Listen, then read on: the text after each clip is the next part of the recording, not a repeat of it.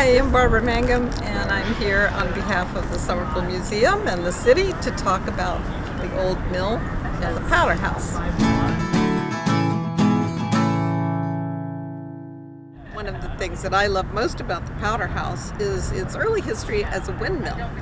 And anybody who has ever visited Powder House Park and tried to have an event up here or something will find that it's windy up here. So it's a perfect location for it. Earlier it had been a quarry, so it had a nice foundation and there was plenty of stone to build it. And the building itself is built, 1703, 1704, and it's in a French style. So it's different than the English windmills that you would have seen all over. A lot of the English windmills were wood, and so they haven't lasted. But there were windmills on top of almost every hill around, because they were using them for, like I say, for grist mills. They could be using them for other kinds of things. People would bring like their corn. This area, think of wheat, but it was actually corn that was growing really well here. I mean, wheat was an imported crop, right? So anyway, it was very interesting history. There's also a whole bunch of interesting tales about millers that once you start to understand a windmill and how it works, you understand, because millers were often considered very lazy, but that's because they were inside, and so they actually had quarters inside. They had a place where they could sleep because they would be waiting for the wind to pick up. And when the wind picked up, then everything broke loose, so they had to be working really hard. But until then, you just kind of sat around. That went on for 1703, 1704. John Millay had family, and they continued the business for a while. But in the 1740s, the Massachusetts Bay colonies asked if they could buy it as a powder house. Now, the reason it would have made such a great powder house, as you can imagine, so they're talking, first of all, gunpowder, right? And the insides here are quite dry. It's nice that way. It's made of stone. If that gunpowder goes off, it's probably not going to explode the entire building and burn it down. So you can imagine having had powder houses in wooden structures, that just really wouldn't be a great idea. Peter Tufts was the one who was hired by Charlestown, because this was part of Charlestown at the time, to go in and just turn the gunpowder every so often. And that would keep it from going bad and being unusable, or also becoming explosive. So eventually, when the colony bought it, after a while, it turned out at the very end of its useful life in the 1800s, it was sold to Peter Tufts. And that's how it came into the Tufts family, and that's why we now have Nathan Tufts Park. And it went down in the family that way. So the story that is really of most significance to American history is the raid on the powder house. So I'm going to just take a minute to read the plaque that's on this old powder house so that you get a better understanding of the part that it played in the American Revolution, because it's a very significant building. This old mill, built by John Mallet on a site purchased in 1703, 1704, was deeded in 1747 to the province of the Massachusetts Bay in New England, and for many years was used as a public powder house. On September 1st, 1774, General Gage seized the 250 half barrels of gunpowder stored within this edifice and thereby provoked the Great Assembly at Cambridge Common. That was the first occasion on which our patriotic forefathers met in arms to oppose the tyranny of King George III. In 1775, it became the magazine of the American Revolution and of the American Army besieging Boston. As you heard me read, September 1st, General Gage, who was the British general, and he was posted down in the Commons in Boston, He came up here to seize the gunpowder. Now, it's 250 half barrels of gunpowder, and I think we actually have some examples of that in there, which we can look at in a minute as to how this went. So this was gunpowder that was actually both owned by the British and also owned by the colonials, because the colonials were part, right, of the British Empire. So General Gage did feel that he had a right to them, as the gunpowder had probably been provided by the British Army. However, the colonists were feeling more and more that there was the possibility, which at one point I think must have felt really outlandish, that the redcoats would actually use that powder against them. So as good Englishmen, they considered themselves good Englishmen at the time, you know, that would have been just an outlandish thought. So in fact, General Gage had gone to the sheriff in Cambridge and had gotten the key, and then he had sent men up here. And they came up the Mystic River, they came from the Commons, and they actually stopped at the wharf that was at Temple Street, Shore Drive now. But that was actually the home of the Temple family, who were loyal to the British. And then they continued up this way and walked all the way up Broadway, basically, in here. And then they walked up and seized 250 half barrels of gunpowder. So a number of things then outraged the colonists. So the colonists were outraged that they had even done this, because this didn't show good faith on their part. They were really outraged at the sheriff, and they nearly lynched him. About 5,000 men gathered in Cambridge Commons. The number sometimes varies, but it's like between 5,000 and 10,000 men gathered there, and they went down through Brattle Street, which was again a home of a lot of the officers and Tories at the time, and they threatened to burn down many of the houses. So it was a real riot, and at the end of that, that was the first time that the men decided they had to be able to gather within a minute and become Minutemen. So this was just an incredible act that just really caused a unification among really the people here, and across Massachusetts, and then across, it was really setting the pace for what would happen at Lexington and Concord, in terms of discussions with the other colonies about what to do.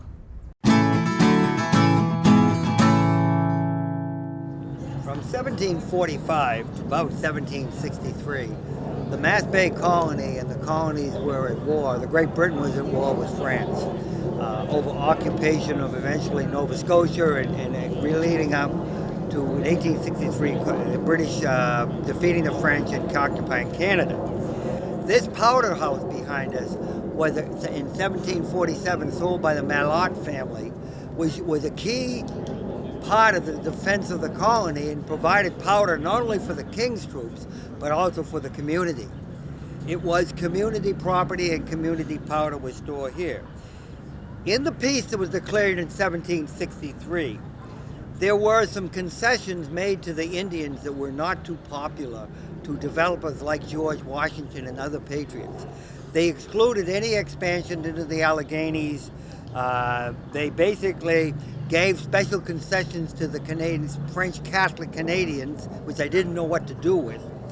The end result is the Indians were unhappy because they didn't think they got a fair deal, and the colonists were not happy. One of the problems with the French and Indian War is the British government bankrupted itself, paying for the defense of the colonies, trying to take over odd parts of the world.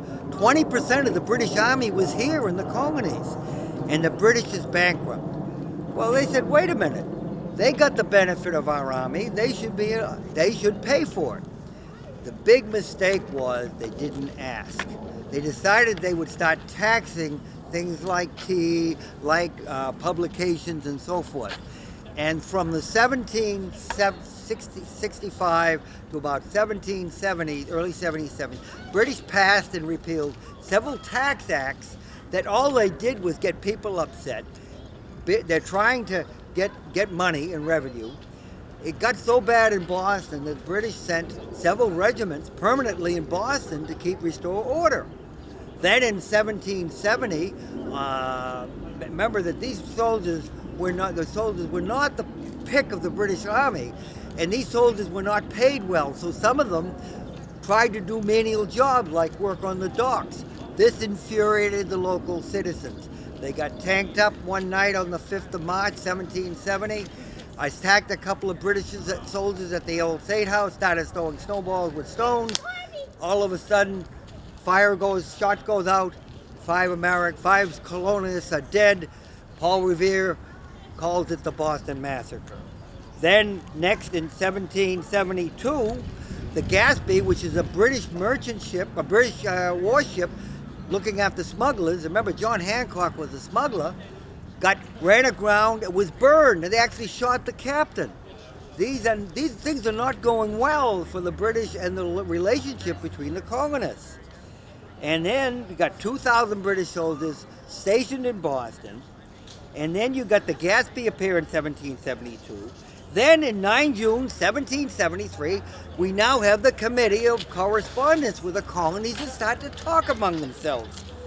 In December 1773, in relation to the fact that British still had a tax on tea, 342 chests of tea, because if nothing was done, they were going to be permanently unlanded, got into the harbor, the Boston Tea Party. Unfortunately, the British Parliament didn't appreciate that, and on 24 March 1774, the Coercive Acts were passed, closing the port of Boston, naming General Gage as the military commander, moving the state headquarters to Salem, shutting down the town meetings and town legislature, closing the port of Boston, allowing people to be quartered in houses, called the Intolerable Acts. On 20 June 1774, to add insult to injury, the British Parliament passed the Quebec Act, giving special concessions to Canadian citizens, but not to the colonists. More resentment. On one hand is not knowing what the other is doing. In May 1774, Governor Hudson asked to be relieved. He was relieved by General Gage. Now General Gage is the military governor. One of the things he's concerned is confiscating arms, and especially the colonist arms. One of the biggest points was the powder house. So he basically started setting groups out, finding out where the arms were.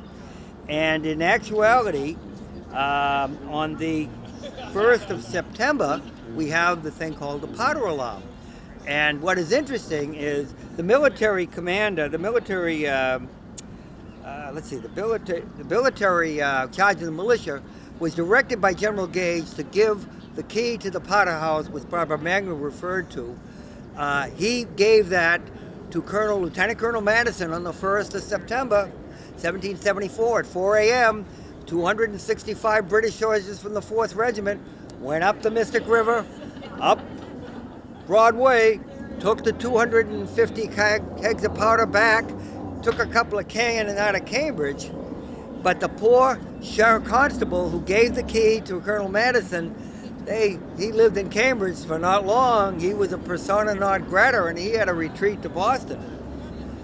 As a result of this pandemonium, complete breakdown of what happened, what's going on, the colonists don't have an organized response, which basically we've referred to earlier.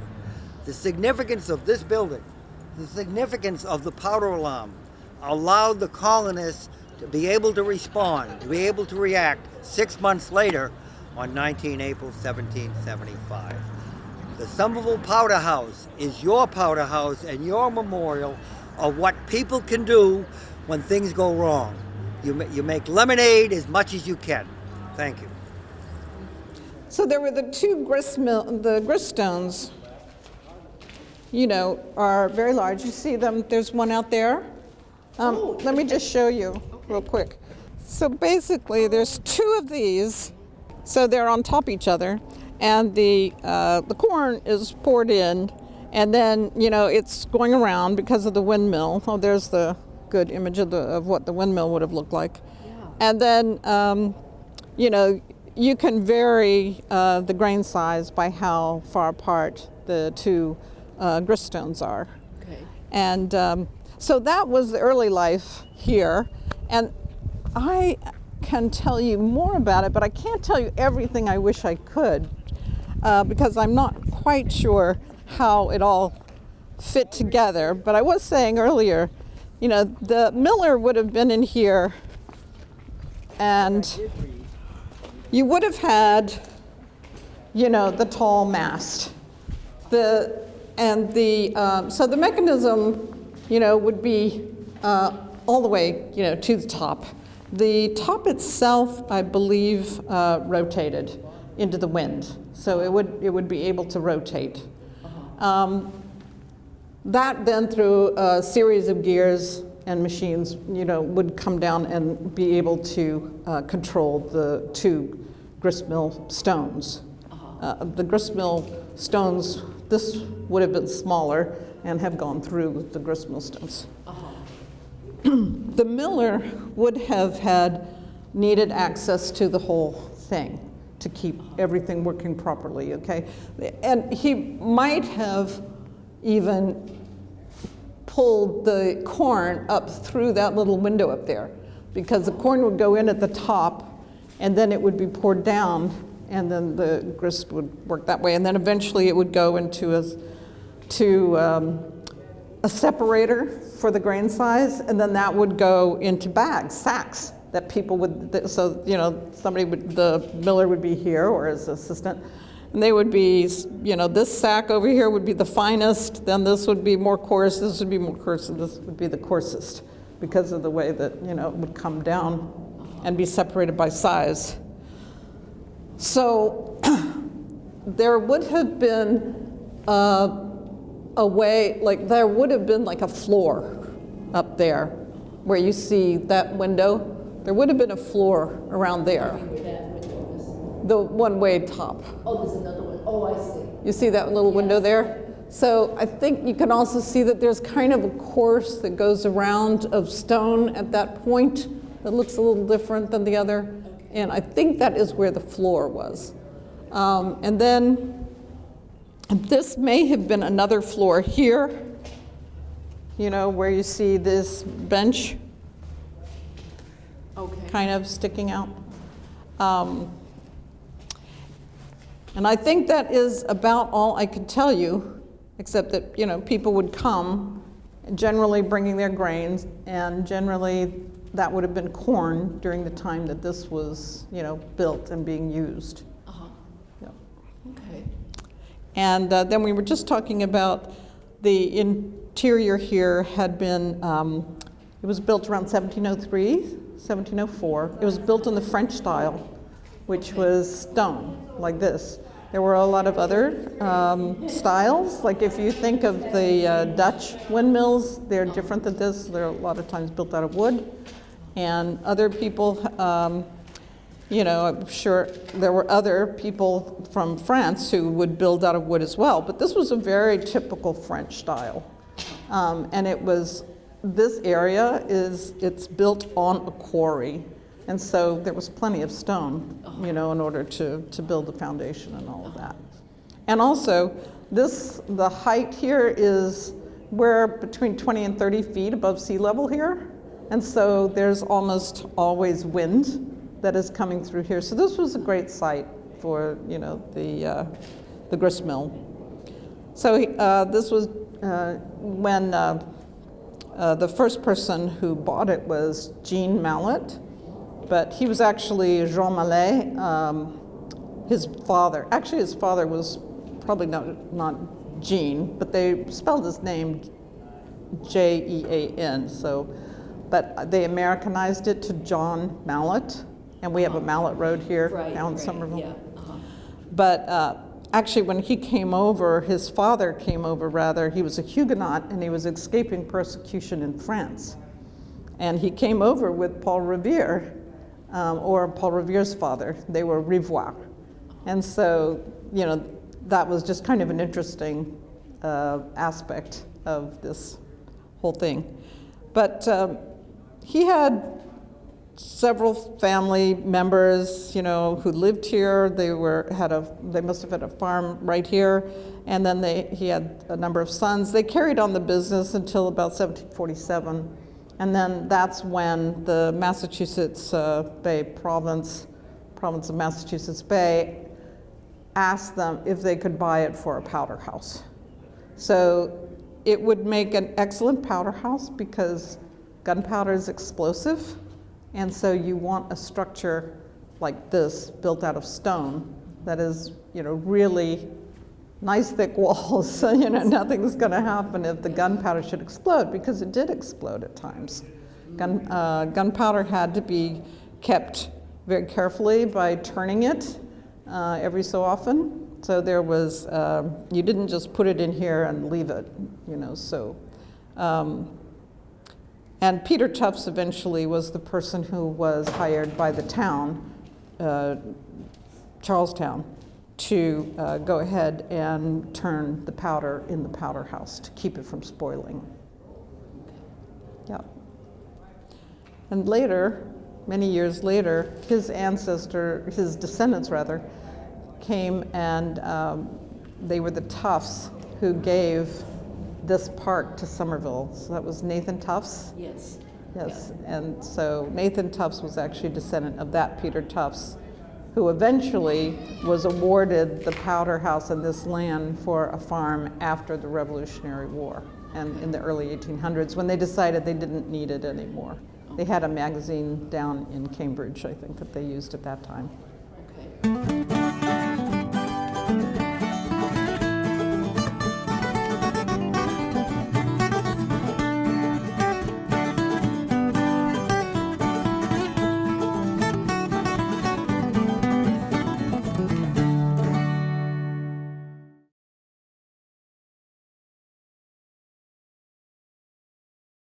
I was just thinking about this, that I've been wearing a uniform in the military for 60 years. Hard to believe. Everything from a cadet at Norwich University to a private in the Army while I was in college, so because they didn't want to waive my flat feet, so I had to join the Army to stay in college, to the fact that I went on active duty and immediately went into combat and survived that without a scratch. And I stayed with it till they said I was too old. I was age 53. So then I joined the National Guard and the State Guard for another 12 more years. And then they said I was too old again. So I joined the Ancient and Honorable Artillery Company. And I'm their quartermaster. And so for 25 years, I've served with them. It's a great country. It's far from perfect. But if we don't believe in something and we don't exercise what we believe, we won't have anything. Freedom is not free. Freedom is people that are willing to stand up and be counted and fight for the right of other persons to disagree with you. As long as your fist doesn't go in the proximity of my nose, you can disagree with me all you want. I've been a Somerville resident most of my life, originally growing up here, then running a business here, and now in my grandfather's house. And I come here to this site, which is kind of interesting, built on shale from a quarry for the Malay had, which I understand was a gold rush in the city way back in the late 1890s when they're developing the houses. Most densely populated city in the country at one point, in the 130, with 116, 130, 20,000 people. But it's good people. It's the roots of what America is all about. People come in, they improve themselves, they pass on what they have to offer, and make the world better. And I'm just a citizen soldier, proud of being able to serve and still doing. 78 years old and I'm still doing it. I'm dressed up as a docent for the city of Somerville, and they've asked me to talk about the history of the powder house. And it's got a lot of interesting history, but it's got a big significance. But people don't realize, I mean, I can talk about the taxation without representation and how the colonists got disrupted and upset. But there's a real significance of why this site and why the city has made an investment here. Because after the British took the 250 half kegs of powder and took the cannons from Cambridge, there was pandemonium, as you earlier recorded. But they realized that, of course, the General Court had been closed down. The intolerable acts that based on the Boston Tea Party had shut down Boston, shut down the port, allowed your people to build in your houses and so forth. So there was no government. So they decided to meet anyway, and they said, we need a better system of response, and we need a better system of notification. So they decided that they're going to set up a system, I think it was about 46 riders, that if the British were going to come out of Boston, and there was several thousand, 3,000 or 4,000 at this time, that we would have an alert system that would let people know. Paul Revere and William Dawes were the first two of the riders of many. But the other part, which I think is even more significant, was that they decided to designate every militia, every community had its own militia. So they designated 1/3 of every militia organization to respond in a minute's notice, hence the concept of the Minuteman. The fact that 4,000 militia were able to respond on 19 April is no small fact. And most of them were leaderless. I mean, they were individual groups. And the only individual that I know of, and he's a member of the Ancient Honorable Artillery Company, was, I think it was Major General or Brigadier General Heath. And he was I believe, a captain of the Ancient at one point, but he organized the militia and decided to block the bridge retreat over the Charles River. Lord Percy, being the British commander, decided to take the route, which is now Washington Street, to Charlestown. And so basically the British force, starting about 1700, was whittled down. These guys were up all night. They were out of ammunition. It's amazing. You know, Go see pictures. the difference, and the Americans could have destroyed the British force. The same thing happened at the Battle of Bunker Hill. If the General, I'm trying to think, General Putnam was up in the top of Bunker Hill. He had a reserve force of people with ammunition. All we had to do was bring that ammunition down to the redoubt, and they may have been able to repel the British. It's a what if. It's a situation. But there are things like, why is Bunker Hill so significant? We lost the battle, but the British never made a frontal attack. And it's interesting that Lord Howe, who was in every one of the engagements, didn't take a scratch. Washington is a similar leader who was in many battles, going back, way back in the French and Indian War, and didn't get a scratch either. But Lord Howe was so intimidated by the concentrated fire of entrenched positions, the British never again made a frontal attack. A significant thing when you reach the battles of Long Island and the fact that the American army could have been destroyed. So the situations there, the leadership makes the difference. An individual goes above themselves, and who knows what happened. You know, each one of the people, everybody can potentially be a leader. Everybody can do something great. All you have to do is give yourself half a chance.